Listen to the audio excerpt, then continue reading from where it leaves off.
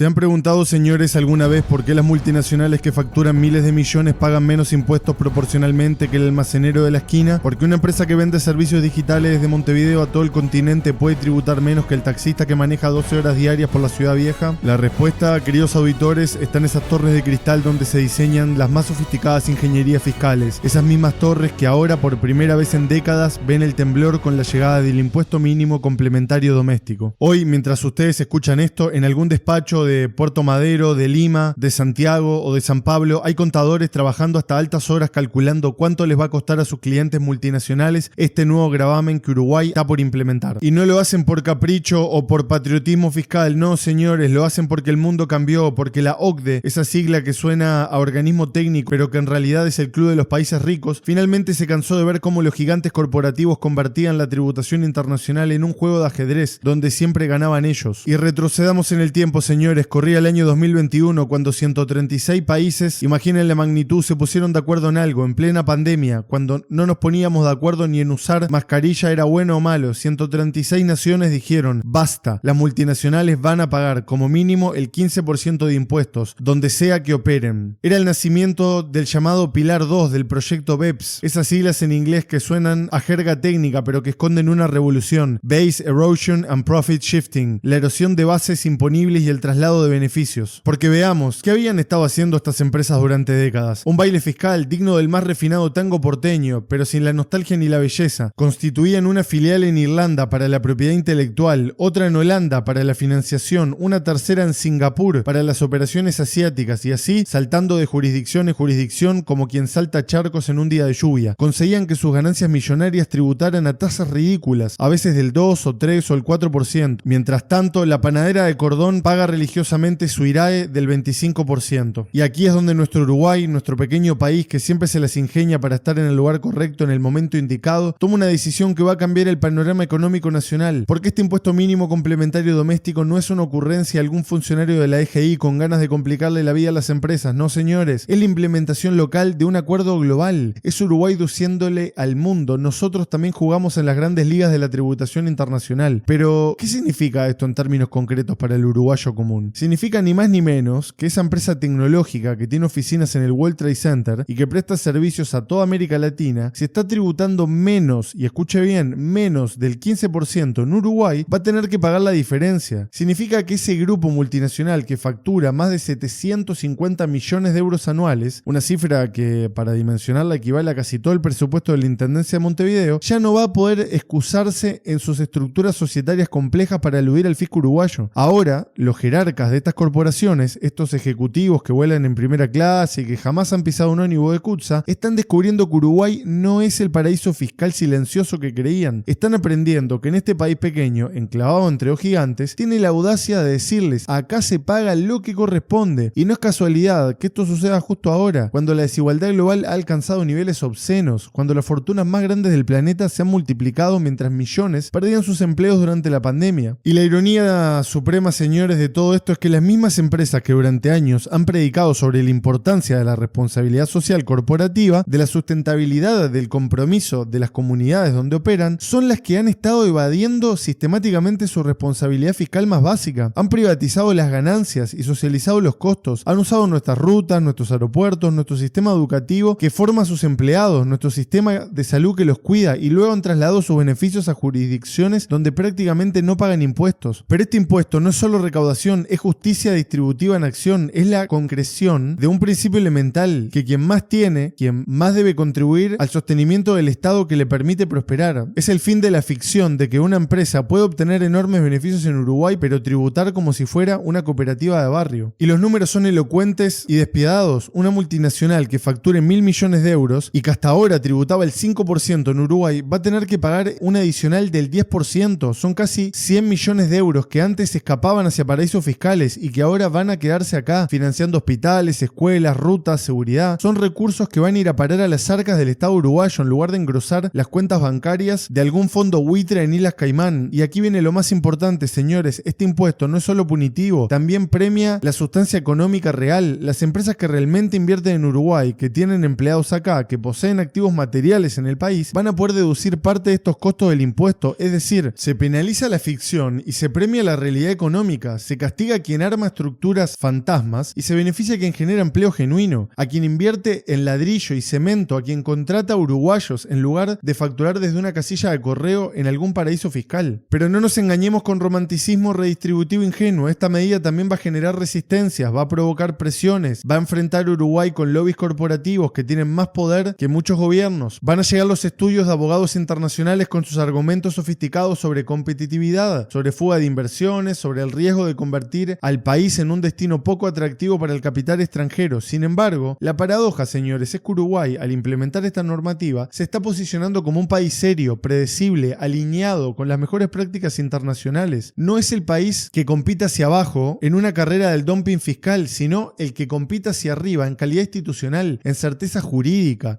en transparencia. Es el país que le dice al mundo: acá no somos un paraíso fiscal para multinacionales, somos un lugar donde se respetan las reglas del juego moderno. Y el futuro que se avecina es claro, señores. Las multinacionales que operan en Uruguay van a tener que rediseñar sus estructuras fiscales, van a tener que explicarles a sus accionistas por qué sus costos tributarios aumentaron y van a tener que decidir si realmente les conviene seguir operando desde nuestro territorio o prefieren mudarse a una jurisdicción que todavía no haya implementado estas reglas. Pero acá está el detalle que no pueden ignorar: esto no es un capricho uruguayo, es un estándar global que se está implementando simultáneamente en decenas de países. Ya no hay dónde esconderse. La verdadera pregunta no es si este impuesto va a funcionar, sino si Uruguay va a tener la firmeza política para sostenerlo cuando lleguen las presiones, porque van a llegar tan seguro como que el mate se toma caliente. Van a venir con sus amenazas elegantes de reducir inversiones, de trasladar operaciones, de generar desempleo.